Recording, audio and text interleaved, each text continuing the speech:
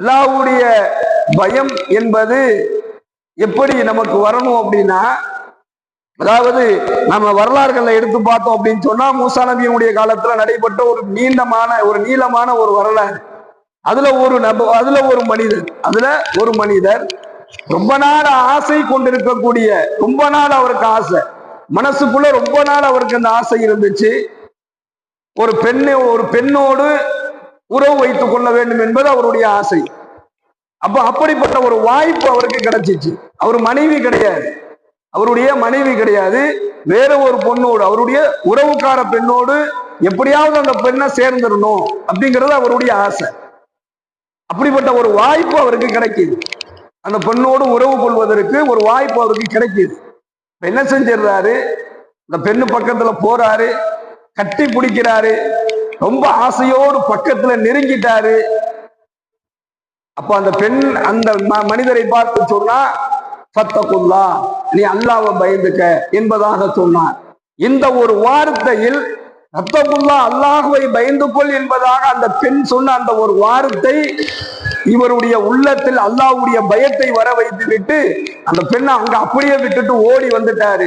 பின்னாடி ஒரு காலத்துல ஒரு பிரச்சனையில அவர் மாட்டிக்கும் பொழுது அவர் அல்லாஹ்ட்ட துஆ செஞ்சாரு, யா அல்லாஹ், நான் ரொம்ப நாள் ஒரு பெண்ணின் மீது ஆசைப்பட்டேன், அந்த பெண்ணை அடைவதற்கு நான் ஃபுல்லா பக்கத்துல நெருங்கிட்டேன்.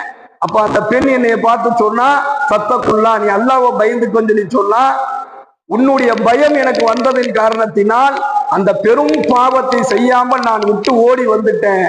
அந்த இறையச்சம் இடத்துல உண்மையானதாக இருந்தா இந்த பிரச்சனையிலிருந்து என்னை நீ காப்பாத்து என்பதாக துஆ செஞ்சாரு. அவருடைய பிரச்சனை அங்கு தீர்க்கப்பட்டது. அதாவது அவங்க ஒரு புகைக்குள்ள மாட்டிக்கிட்டா அந்த கல்லு நகுந்தது என்பதாக சொல்லப்படும். அவருக்கான பிரச்சனை அங்க அல்லாஹ் சரி செஞ்சு கொடுத்தார். அல்லாஹ்வை பயந்து நாம் செய்யக்கூடிய ஒவ்வொரு செயலுமே என்ன செய்யப்படும், நம்முடைய துஆக்கள் அங்கீகரிக்கப்படுவதற்கு ஒரு காரணமா இருக்கு. ஒரு பாவமான காரியம் அதை செய்யறதுக்கு எல்லா விதமான சூழலும் அமைந்தாலும் இல்ல, நான் அல்லாஹ்வை பயப்படுகிறேன், ஃபத்தகுல்லா, நான் அல்லாஹ்வை பயப்படுறேன் என்கின்ற அந்த இறையச்சத்தோடு அந்த பாவமான காரியத்தை நம்ம தவிர்த்துட்டோம் அப்படின்னு சொன்னா, இந்த ஒரு செயலை கொண்டு அல்லாஹ் பின்னாடி ஒரு உதவி செய்வான். நம்ம துஆவை ஏத்துக்குவான். நமக்கு நெருக்கடி வரும் பொழுது நாம கேட்டா அல்லாஹ் நம்ம கொடுப்பான். ஆனா அல்லாஹ்வை பயப்படாம நம்ம சர்வ சாதாரணமாக எல்லா பாவத்தையும் செஞ்சுட்டு அல்லாஹ்ட்ட உதவி கேட்டோம்னா அந்த உதவியும் கிடைக்காது. அல்லாஹ்வுடைய மன்னிப்பில் இருந்து நாம் தூரமாக்கப்பட்டு விடுவோம். அல்லாஹ் பாதுகாக்க வேண்டும். அப்ப கண்ணியமிக்க சகோதரர்களே, எந்த ஒளியை அந்த சொர்க்கவாதிகள் அல்லாஹ்விடத்துல எனக்கு நிரந்தரமாக நிரப்பமாக ஆக்கி குடுன்னு சொல்லி கேட்டாங்களோ, அந்த ஒளியை அடைய